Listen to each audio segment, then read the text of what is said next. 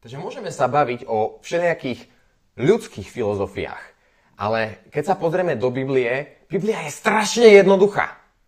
Je to komplikovaná kniha, ale to základné posolstvo, to evanjelium, tá dobrá správa je strašne jednoduchá. Ver v Pána Ježiša Krista a budeš spasený. To je správa Biblie. Čo znamená, že v Neho verím? To, že sa spolieham, že ma jednou obetou očistil raz a navždy, tak ako to Biblia hovorí. To, že vďaka tomu, že ma očistil, tak mám smelú nádej vstupu do svätyne priamo v nebi. To je viera v Krista.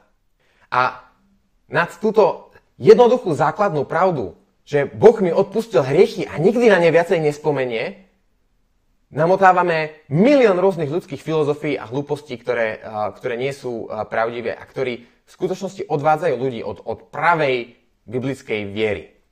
V druhom liste Korinťanom 11.3 sa píše, ale sa bojím, aby snáď tak, ako čo had zviedol Evu svojou chytrosťou, neporušili sa tiež nejako vaše mysle a neodvrátili sa od prostoty a čistoty oproti Kristovi.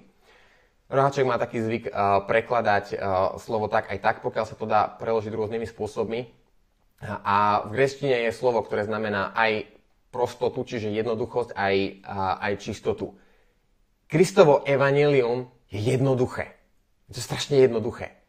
A tak ako had zviedol Evu, tak sa nedajte zviesť nejakým iným hadom, ktorý proste len to si predstavuje, ako sa nezmestí do kože a ako konečne sa môže dobre vysrať očistí. Ak dojdeš na koniec svojho života a ešte si neprijal Kristovú obetu za svoje hriechy, stále si nečistý. A je napísané v liste Efezanom 5 a 6, lebo to viete, že niektorý smilník, alebo nečistý, alebo lakomec, čo je to isté ako modlár, nemá dedičstva v kráľovstve Krista a Boha. Nech vás nikto nezvodí prázdnymi rečami, lebo pre také veci prichádza hnev Boží na synov neposlušnosti. Nenechajte sa zviesť prázdnymi rečami. A ten článok je totálne plný prázdnych rečí. Ak si nečistý, nemáš miesto v Kristovom kráľovstve. Nemáš v ňom miesto.